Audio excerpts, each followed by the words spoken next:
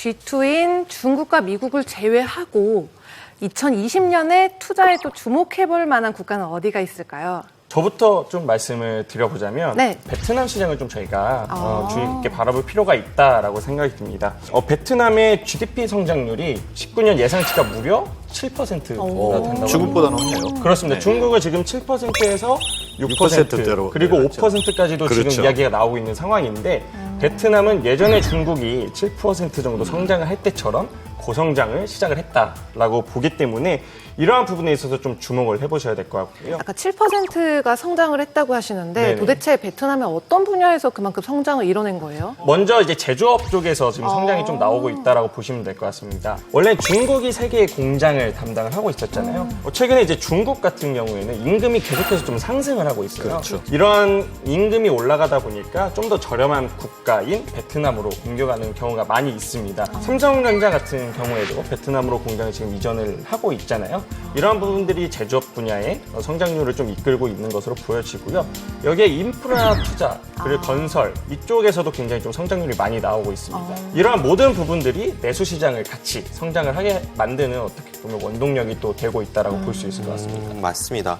베트남 시장은 아마 우리나라 투자자들도 상당히 관심을 갖는 동남아 국가 중에 1순위가 아닐까 싶고요. 저도 입사 이후에 베트남 펀드를 가입했을 때 제 한갑잔치 때 이 펀드를 깨서 아주 큰 잔치를 하겠다고 했을 정도로 지금도 저는 베트남 펀드를 상당히 많이 가지고 있어요. 몇 년 남았죠? 비밀입니까? 네, 얼마 안 남았습니다. 베트남 좋습니다. 하지만 저는 인도를 한번 말씀드리고 싶어요. 지금 인도의 경우에는 최근 6년간 GDP 성장률이 7%대를 나오고 있고요. 내년에는 약 10% 성장한다는 얘기가 있습니다. 그리고 13억 인구가 받쳐주는 세계에서 가장 큰 수준의 내수 시장이 버티고 있고요. 중국에서 베트남, 그리고 최근에는 베트남에서 인도로 생산 공장들이 다 아주 가파르게 좀 이전을 하고 있는 상황이고요. 또 올해 6월에는 모리 총리가 이제 다시 또 당선이 되면서 경제적인 안정도 꾀했고 또 친기업 정책을 많이 펴고 있죠. 엄청나게 네. 펼치고 있어요. 그리고 또 하나, 최근에 미중 무역 전쟁으로 중국 시장이 조금 주춤하는 사이에 인도는 그 미중 무역 전쟁에서 상당히 자유롭게 오히려 역수혜를 좀 보고 있는 그런 상황이죠. 네. 그래서 내년에 베트남보단 인도가 더 좋을 것이다라고 말씀하시는 분들 되게 많고요. 인도에 투자하시려면 인도에 어떤 기업들이 있는지 저도 잘 모르고 잘 모르잖아요. 이럴 때는 미국 시장에 상장되어 있는 인도 ETF, INTA, 딱 봐도 인도 ETF 같잖아요. 그러네요. 인디아. 네. 그래서 INTA나 INTY 같은 ETF를 한번 관심 있게 보시는 것도 저는 적극 추천드리고 싶습니다.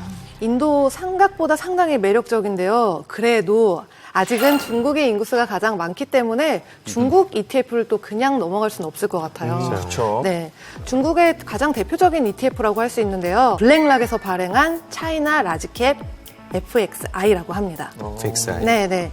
이거는 전체적으로 우리도 중국 기업을 텐센트나 알리바바 외에는 잘 모르잖아요. 그래서 네. 전체적으로 대형주 위주로 투자를 할 수 있는 ETF 종목인데요.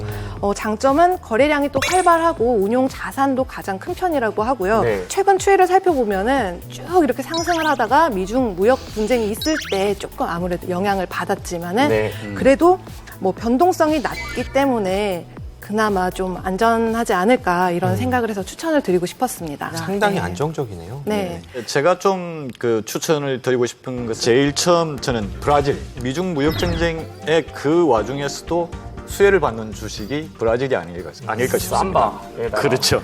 미국 다음으로 큰 대두나 그다음에 옥수수 생산국가입니다. 즉 미중 무역 전쟁으로 인해서 미국의 농산품 대두나 옥수수가 중국이 최대 수입 국가이기 때문에 네.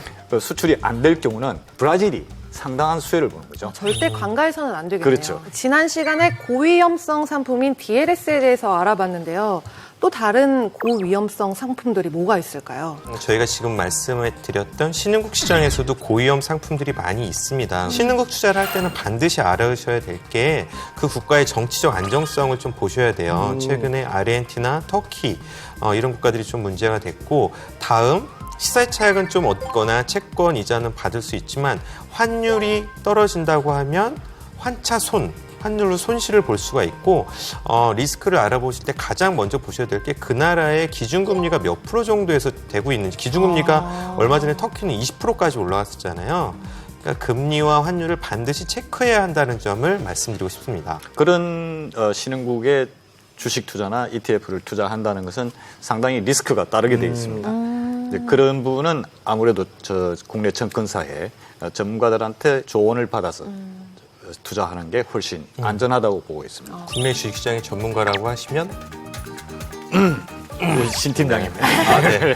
제가 아니고요. 네. 필살기 해주자. 네, 알겠습니다. 추가해주세요.